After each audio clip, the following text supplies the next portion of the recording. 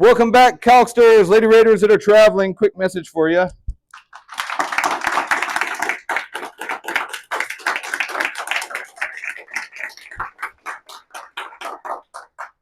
Okay, he wasn't looking. That's all right. All right, I don't know if they heard that or not. I was expecting some whoop, but that's all right. So yesterday we were looking at old Rolle's theorem, and we started looking at a new, cooler version of that theorem. Interesting. Well, my notes are gone, so that's a bummer. I'm going to sketch really quickly Rolle's theorem for us. And, all right, computer, let's do this. What do you mean it can't be edited?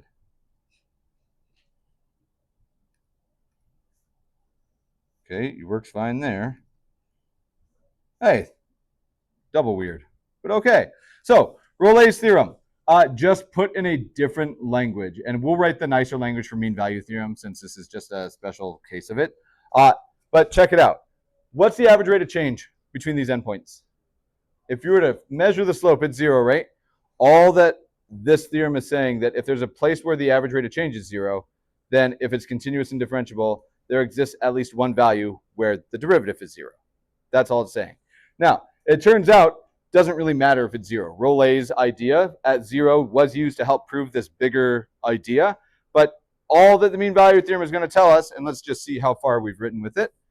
The mean value theorem, let's get all these out of the way because those are our punctuate. Don't believe you. All right. So this theorem tells us something else. I asked you guys to think about what it will imply. So this is kind of the same picture, right? Like, kind of. We have a function that is continuous and differentiable on an interval, but instead of it being equal at both endpoints, it's just tilted. Okay. If we use the same idea from Rolle's theorem, any suggestions on the implication here? And let me rephrase that because I think everybody probably has an idea. If it's the right idea or not, we'll see. But I just tried to pick between number 1 and 213, and I got somebody that's not in class, which makes sense. So, who's 8? Rafa, what do you think this implies?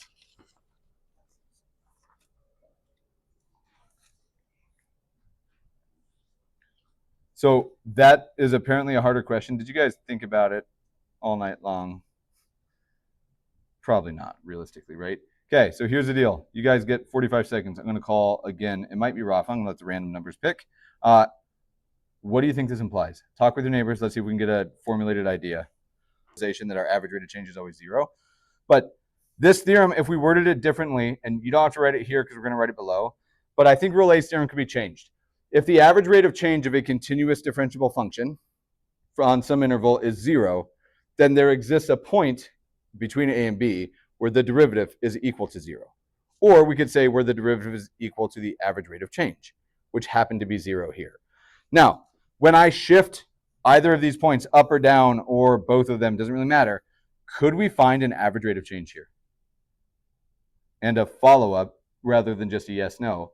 How does one find the average rate of change between A and B?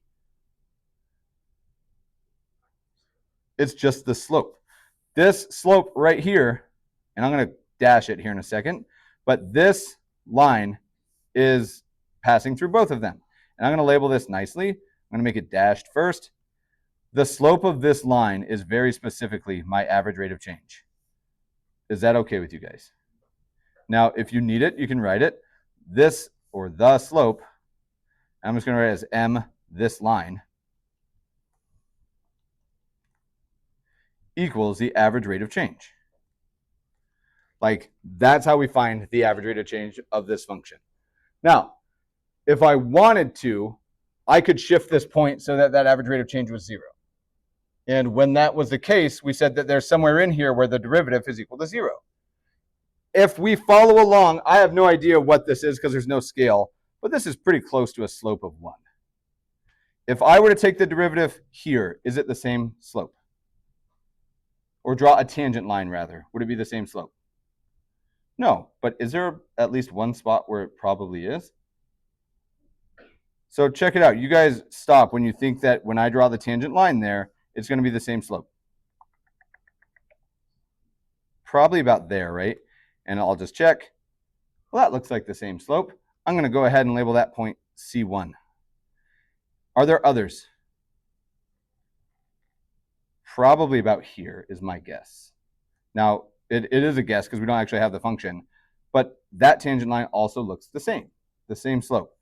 What this is just the same situation that Rollet identified a moment ago, or that we identified through Rollet's theorem a moment ago.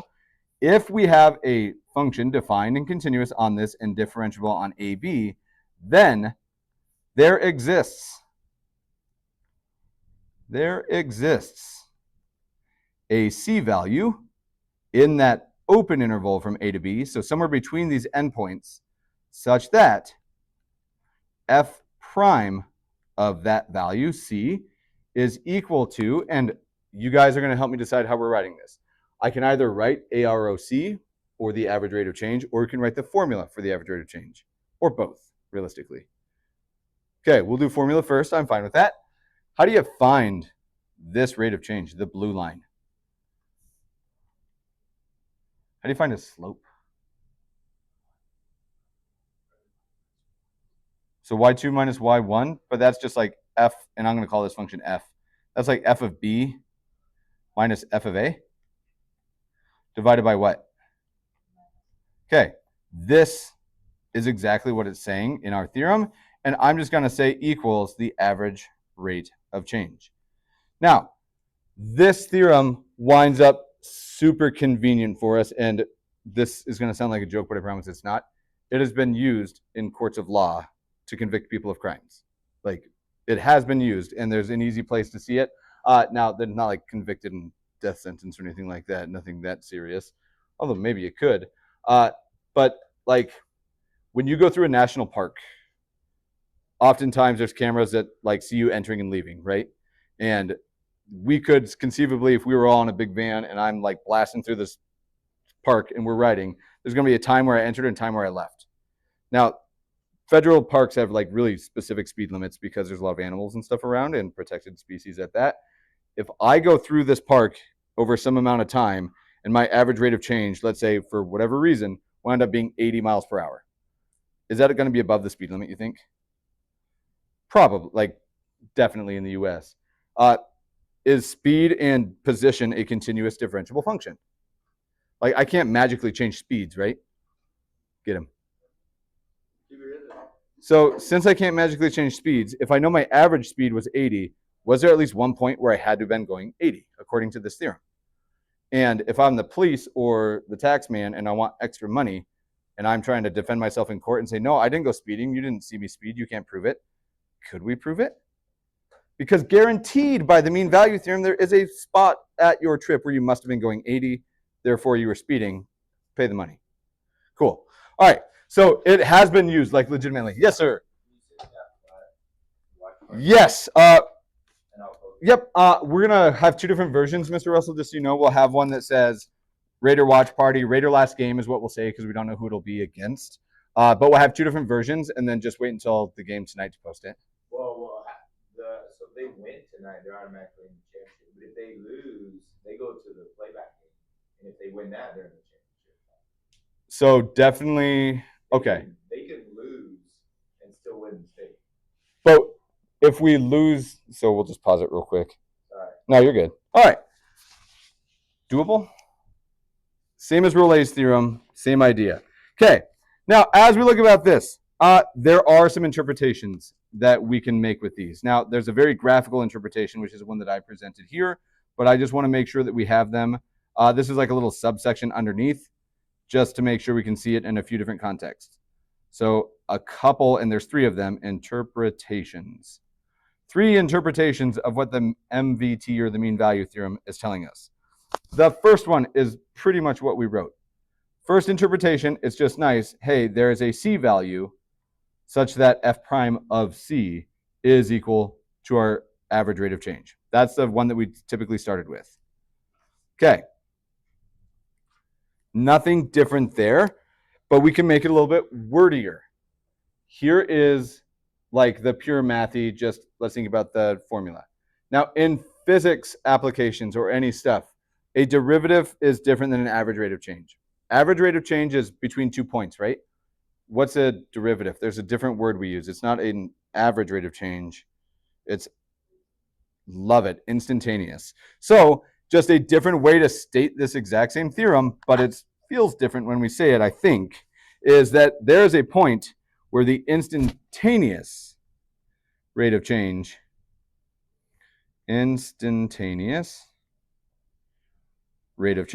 which IROC is how we wrote that before,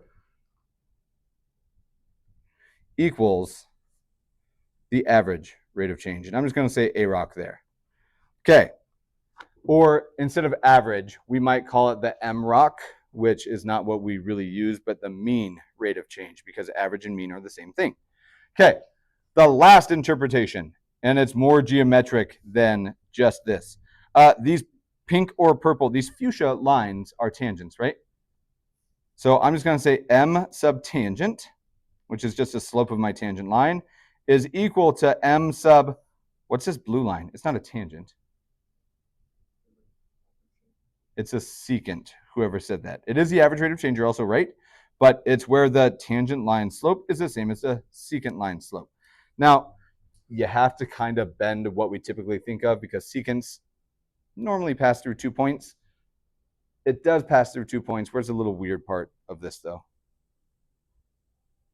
There's a third point, but because we only worry about these two, we just essentially ignore that middle point. Okay, so 3 different interpretations of this. Now, when we're doing these problems, as long as we can find the average rate of change and verify that my function is continuous and differentiable, then we can use this however we want. So we get a quick example out of this, and here's what I want to do. I want us to, and we only have one example here real quick, but let's take a look.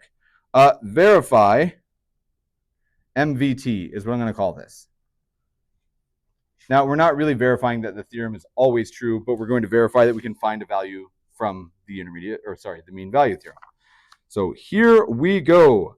On A, and this is probably the only one that we'll do unless we need another one, let's consider f of x is the lovely function, the square root of x, and on the interval from, let's say it's 1 to 4.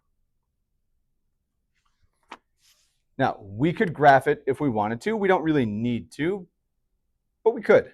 And it's only from 1 to 4, so it goes from 1, 1 to where? So let's get our points, because if we want to find our average rate of change, we need to know the ending values, right? Because we need to be able to find the slope between them. Okay, where are my ends here? 1 and 4, those are my x values, right? So I'm going to say, first, let's go ahead and find our average rate of change. And I'm going to give you guys a moment to do so. Do I need to say more, or do you guys think you can find it? F of b minus f of a all over b minus a? I think we can find it. I'm going to give you a second. Once we have an average rate of change, check with your neighbors, check with the board, but I'm going to give you guys a head start. Find the average rate of change. When I find the average rate of change using this lovely formula from our first interpretation of the mean value theorem, I'm going to put a star next to this, not because I'm done, because I don't want to lose it. We've found the average rate of change. Now, if I know that the average rate of change, or the mean slope throughout this entire interval, is 1/3, the mean value theorem tells me what?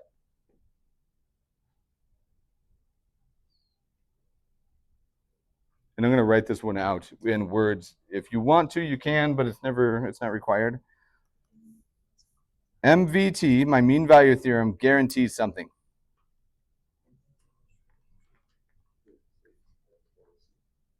That there exists a value C in which interval? 1 to 4, and it's open, such that f prime of C equals what? 1/3. Love it.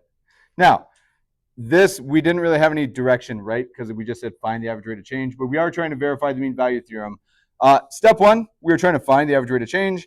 And step 2, which I probably could have given this to you initially, but the second half of this problem is simply going to say, find the C. I'm going to say the C value, MVT guarantees. Okay. Now, there is a little bit of stuff that we probably should have hit more in depth. This function, is it continuous? Like just the root x. We only worry about, is it a square root of a negative? Do I divide by 0? Or am I taking the sine, cosine of something that's not in the interval? Like there's no weird issues here. It is only continuous until 0 though, right? Because otherwise we go into I stuff. But do I have to worry about that here? Why not? Yeah, we're only between 1 and 4. There's never going to be any issues here. So it is continuous. It is differentiable. Like we can deal with this. What do we do? How do we find the C value that the mean value theorem guarantees? Say it again. Take the derivative. And then once we do the derivative, we're going to set it equal to what? Not 0. 1/3. Yeah, but normally it's 0. If it's critical values, it'd be 0. Here it's 1/3. So let's do that. How should I write x? I'm going to rewrite f of x just so I have it close, but I'm definitely not going to write it the way that I've initially written it. Give me a better way to write the square root of x. So x to the 1/2 first. Once we get this, can we find f prime? Gosh, me and my yes or no questions. Find f prime, and we'll meet up in a moment.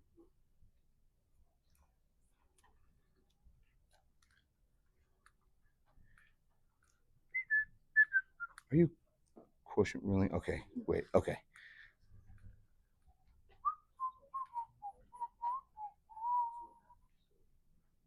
Move it up front. We're just power ruling. So if anybody's struggling with this, just in case, I'm going to talk through it. If you're not struggling, you can just ignore me.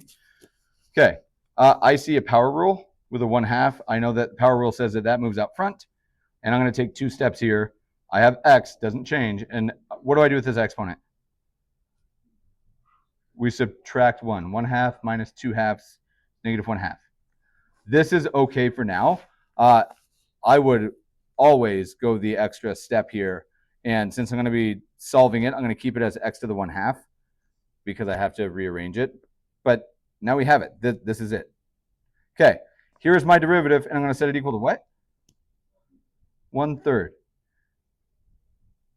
So help. Let's just do some little bit of algebra. How do you guys view this problem? Good. I was expecting cross multiply, and that was a very pleasant surprise. Could you cross multiply? You could, but we don't need this 2 to move, right? So I'm going to multiply this by 3, so I'll do this to both sides. I'm going to multiply both sides times 3, and I'll just write it here. And then what else do I want to multiply by to get this out of the denominator? X to the 1/2. Okay. Now, I am kind of cross multiplying, and if you wanted to truly cross multiply, it's not going to change anything. You're just going to have one more step where you divide by 2. I'm just trying to make it one line. So on this side, I get 3 over 2, I think is what I'm going to get. And on this side, the 3's divide out, and I just get x to the 1/2, right? Did I lose anybody there? Because this looks different than I normally do it. I think this is correct. Okay, we're one step away. I have x to the 1/2 solved right now. How do I get x?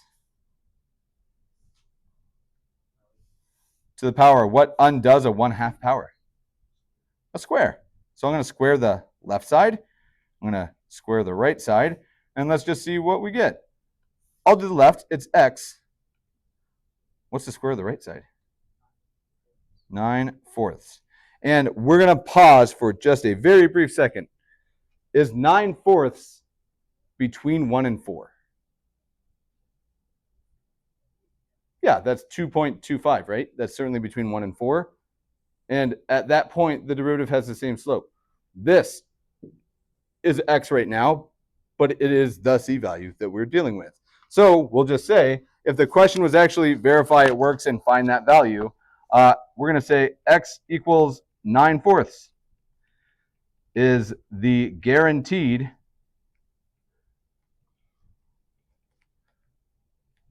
value by the mean value theorem, MVT. Boom. And we have it. Now, this one's weird. There's no real context. You would not truly have to write out your sentence like this, but it's good practice just to make sure we have the language. All right. Deal. Do you guys want to do another one like this? I am leaning toward no, just so you guys know. Okay. Other option. Do you want to do a problem with catching a speeder, or could we all agree that it's this essentially? Okay. Can we just look at a problem without actually doing it? Okay. Just because I don't want to make, it's going to take longer to write the paragraph that we need, and that's broken, so that's not going to be working.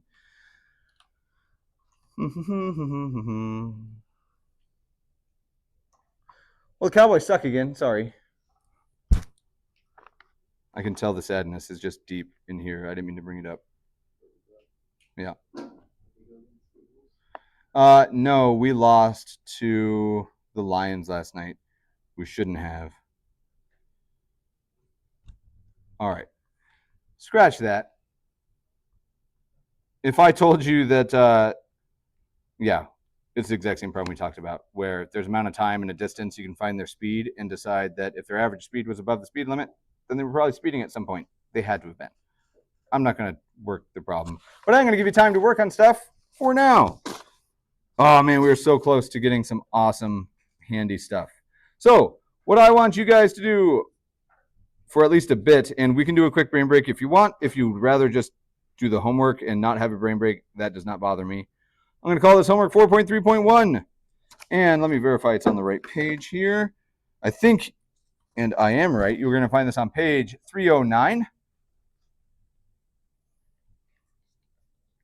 And you get the privilege of doing problems 21 through 29 odd